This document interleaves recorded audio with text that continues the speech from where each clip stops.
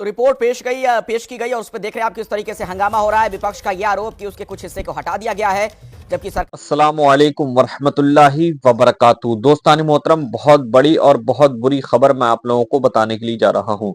मेरे दोस्तों, संसद के अंदर वक्फ बिल की रिपोर्ट पेश कर दी गई। मेरे दोस्तों, दोस्तान मोहतरम, इस वक्त मुसलमानों पर बहुत बड़ा और बहुत बुरा वक्त आने वाला है। मेरे दोस्तों, इसी को लेकर के ये बहुत ही अहम खबर है। मेरे दोस्तों, दोस्तान मोहतरम, वक्फ बिल की जब रिपोर्ट पेश की गई संसद के अंदर, तो संसद के अंदर जबरदस्त तरीके से हंगामा देखने को मिला। विपक्ष के सांसद हों, विपक्ष के जितने भी नेता हों, चाहे असदुद्दीन ओवैसी साहब हों या इकरा हसन हो, चाहे जितने भी मुस्लिम नेता हों, सबने खुलकर इसका विरोध भी किया और इसको वापस करने की मांग भी की। मेरे दोस्तों, अब इसी को लेकर के असदुद्दीन ओवैसी साहब ने बहुत बड़ा इंटरव्यू दिया है। आप उनका ये इंटरव्यू देख लीजिए, आप खुद देखकर समझ जाएंगे कि मुसलमानों पर कितना बड़ा और कितना बुरा वक्त आ चुका है। मेरे दोस्तों, आप पहले ये पूरा इंटरव्यू देख लीजिए। बिल में संशोधन कर रही है, बिल पेश किया जा चुका है, जेपीसी की रिपोर्ट पेश की जा चुकी है, लेकिन ऑब्जेक्शन अभी तक बरकरार है। और आपने तो बहुत कड़ा, बहुत सख्त स्टेटमेंट दिया है। आपने कहा है कि ये पूरा का पूरा जो प्रोसेस है ये असंवैधानिक है, अनकॉन्स्टिट्यूशनल है और मुसलमानों से वक्फ की संपत्ति को छीनने की कोशिश कर रही है सरकार। कैसे?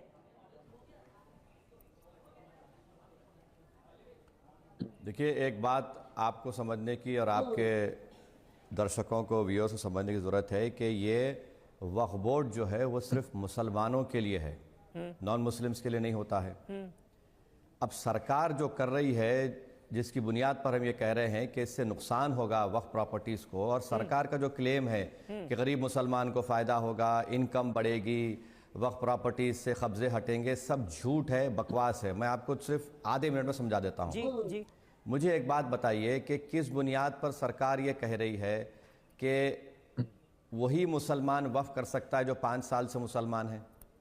और अभी JWC में, JPC नहीं है, जॉइंट वर्किंग कमेटी है जी, उसमें कहा गया कि उस मुसलमान को डेमोन्स्ट्रेट करना पड़ेगा कि मुसलमान है।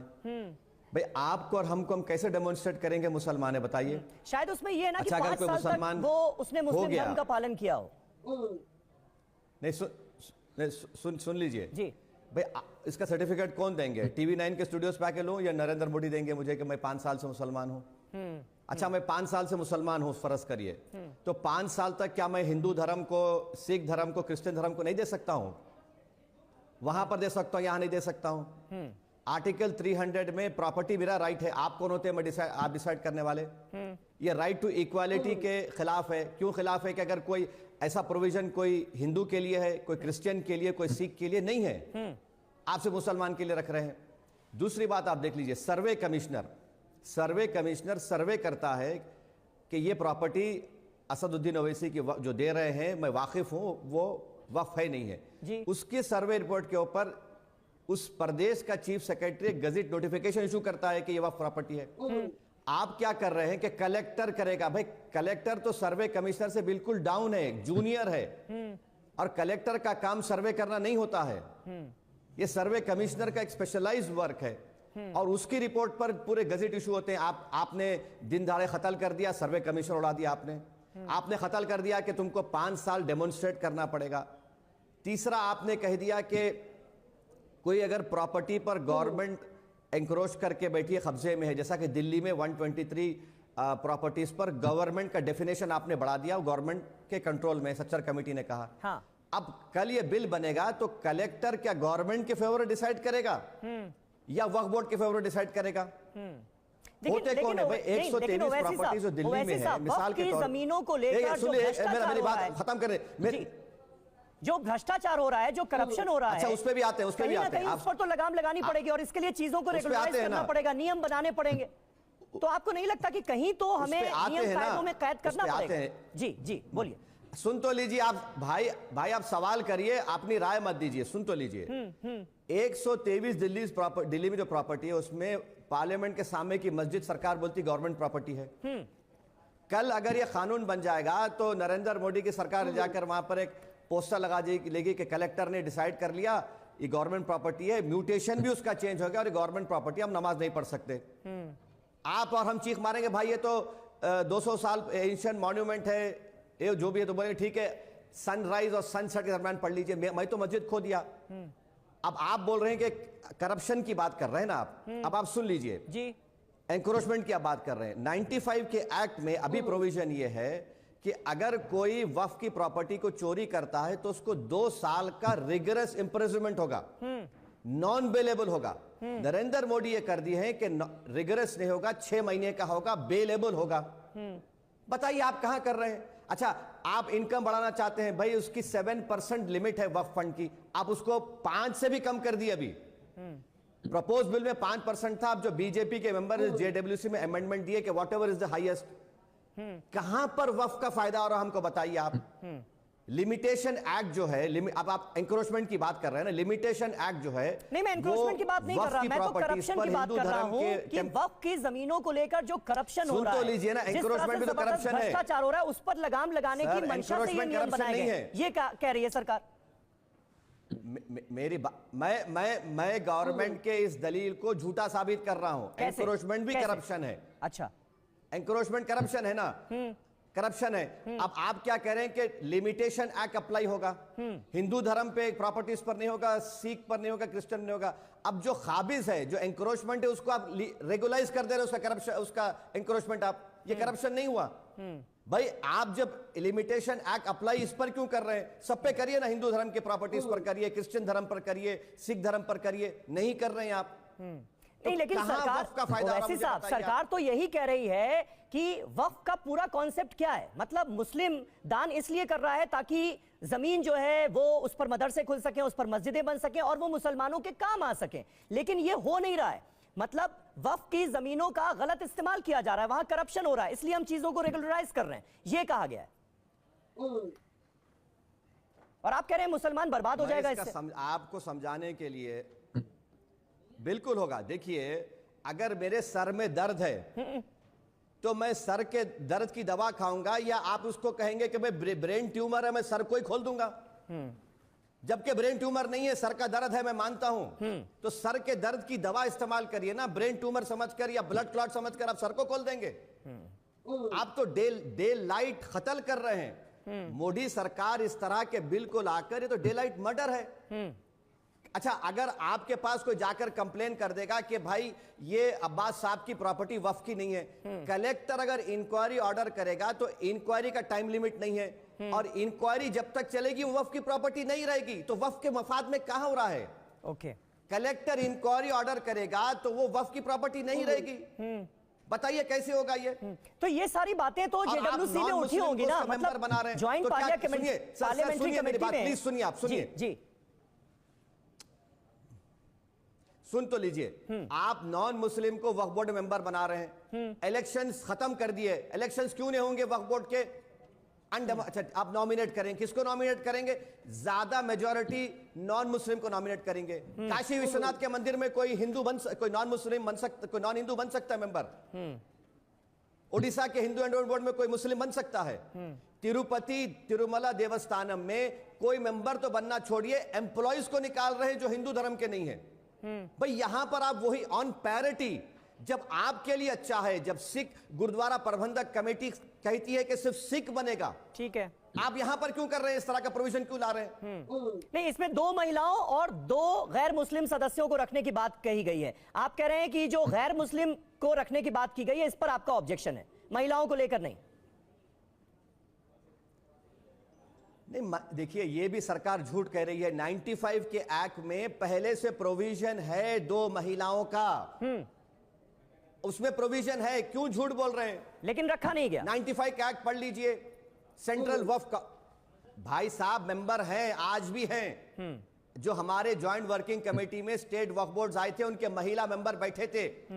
तो हमने पूछा बीजेपी के लोगों से, देखिए ये तो महिला मेंबर कैसे बन गई? फिर तो सन्नाटा तारी हो गया उन पर। वो प्रोविजन है, मगर आप जो नॉन मुस्लिम को नॉमिनेट कर रहे हैं, वो मेजॉरिटी में सरकार बना सकती है, बना सकती है।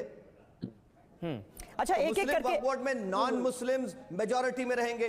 ठीक है, ठीक है, एक एक करके आते हैं। कुछ अहम पॉइंट्स हैं, जैसे पहले वक्फ की जमीन पर दावा करने वाला वक्फ ट्राइब्यूनल में अपील कर सकता था, लेकिन अब वो कोर्ट में भी कर सकेगा। पहले ट्राइब्यूनल का जो फैसला होता था उसे आप कहीं चुनौती ही नहीं दे सकते थे अदालत में, अब हाईकोर्ट में चुनौती दे सकेगा। तो ये तो अच्छी बात है ना।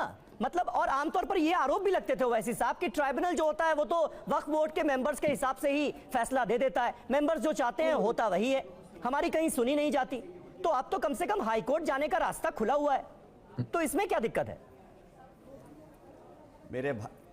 दिक्कत यह है कि झूठ है। ये वक्फ ट्राइब्यूनल बनता है संविधान के प्रोविजन के तहत ट्राइब्यूनल बनता है, जैसा एनजीटी का बना हुआ है, इनकम टैक्स का ट्राइब्यूनल है, रेलवे क्लेमेंट ट्राइब्यूनल है। इस ट्राइब्यूनल में जो अभी जज को कौन अपॉइंट करता है, उस स्टेट का चीफ जस्टिस अपॉइंट करते हैं सीनियर मोस्ट डिस्ट्रिक्ट जज को, वक्फ ट्राइब्यूनल के जज को।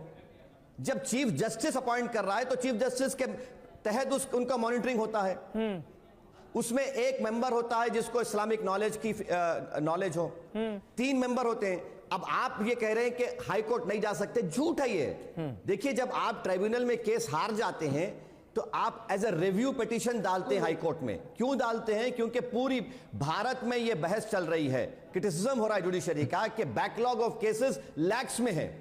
तो आप ट्राइब्यूनल के जजमेंट के बाद रिव्यू डालते हैं। अब सरकार क्या कह रही है? अपील डालिए। 95 के एक्ट में हाई कोर्ट को यह इख्तियार है कि रिव्यू के साथ वो अपील भी सुन ले, मगर अब सरकार बाजा झूठ बोल रही है कि अपील हो रही है। पहले नहीं होता था। कितना झूठ बोलेंगे? रिव्यू होता था, अपील नहीं होता था। तमाम जो बड़े बड़े हिस्टोरिकल मॉन्यूमेंट्स हैं, एएसआई प्रोटेक्टेड जो मॉन्यूमेंट्स हैं, उस तक पर दावा कर दिया जाता है कि ये वक्फ की जमीन पर बने हुए हैं, वक्फ की प्रॉपर्टी है। कुतुब मीनार पर दावा हो गया, ताजमहल पर दावा हो गया। क्या वक्फ का कॉन्सेप्ट 1800 का है क्या? नहीं सर, लेकिन आज के संदर्भ में तो देखना पड़ेगा ना। अब आज अगर कोई ये दावा कर दे कि कुतुब मीनार वक्फ बोर्ड की संपत्ति है, तो वक्फ बोर्ड के हवाले तो नहीं कर दिया जाएगा उसे। गजीट नोटिफिकेशन अगर इशू करती है कि ये प्रॉपर्टी वक्फ की है, तो गजीट नोटिफिकेशन मैं नहीं करता हूं, आप नहीं करती, सरकार का ऑफिशियल डॉक्यूमेंट होता है वो। जी। कोई जाकर बोल दिया वक्फ है, नहीं है, ऑफिशियल गजीट नोटिफिकेशन होता है और उस गजीट नोटिफिकेशन के तहत आपको मानना पड़ेगा। और अगर आप नहीं मानते तो कोर्ट को जाइए, उसको डिस्प्रूव करिए। जो संपत्तियां वक्फ कानून के तहत पहले से रजिस्टर हैं, उन पर इसका कोई असर पड़ना ही नहीं है। जो रजिस्टर नहीं है वो नए मानकों के अनुरूप होंगी। तो फिर आप ये क्यों कह रहे हैं कि भाई वक्फ संपत्तियां जो हैं मुसलमानों की छीन लेंगे, मुसलमानों को बर्बाद कर देंगे?